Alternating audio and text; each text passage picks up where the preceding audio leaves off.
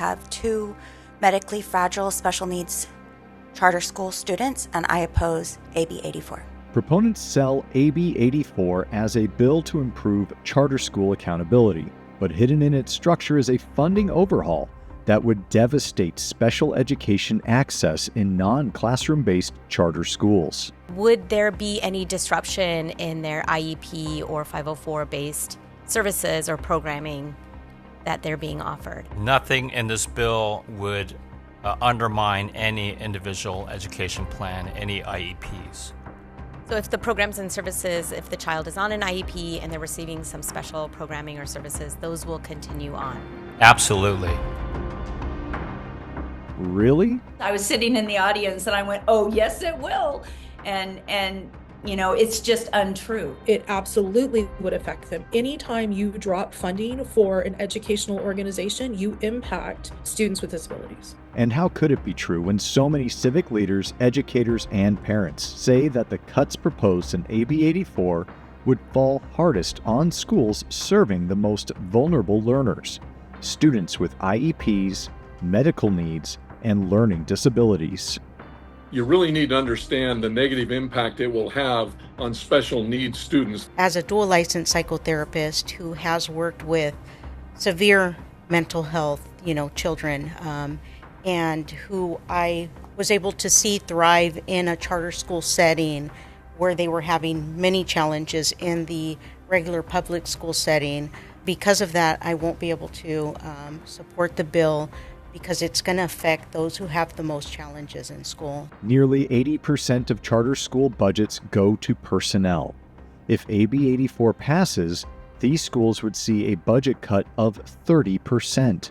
That means fewer teachers, therapists, and paraeducators, precisely the people SPED students rely on the most. They end up in a situation where they're leaving a comfortable, smaller setting, moving into another larger setting, often when they don't know whoever they're going to be working with.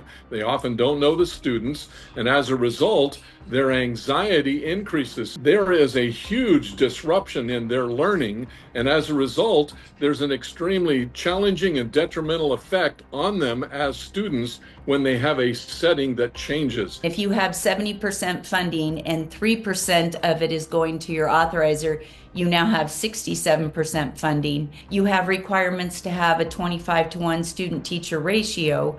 There's all of these rules around independent study that would basically make this model of education obsolete. I think it's very ironic that there's legislation saying, hey, we need smaller caseloads, and yet at the same time we're saying we're going to cut your funding so that kids with disabilities have less personnel available to them to support them. I've worked with foster children and children with special needs, and I strongly oppose this bill.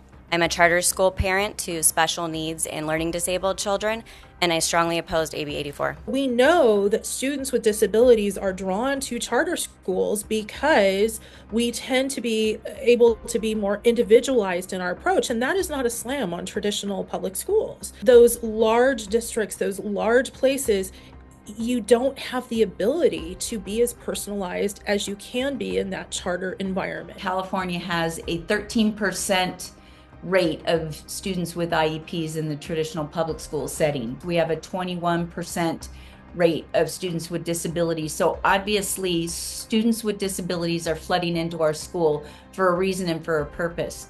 And AB 84 would take that away from them. We already, from an equity lens, operate as charter schools at a disadvantage. The cost of special education, the cost of supporting students with disabilities in general, continues to rise. We only get funded at about 70% of a traditional public school, but yet in regards to students with disabilities, we disproportionately have a higher percentage of those students that attend our programs because we are better able to meet their needs. Schools like JCS, Temecula Valley Charter, and the scores of Learn for Life schools throughout California serve a massive population of students with IEPs, 504s, and myriad special needs. Along with core curriculum, SPED students receive in-person services like speech, occupational therapy, and behavioral support, among many other individualized services. Under AB 84, much of that would disappear. To implement what research actually tells us is the most effective for students with disabilities, those programs get cut, right? Because if you have to increase your class sizes and you have to reduce your staffing, then those are one of the things that goes away. Charter schools welcome accountability.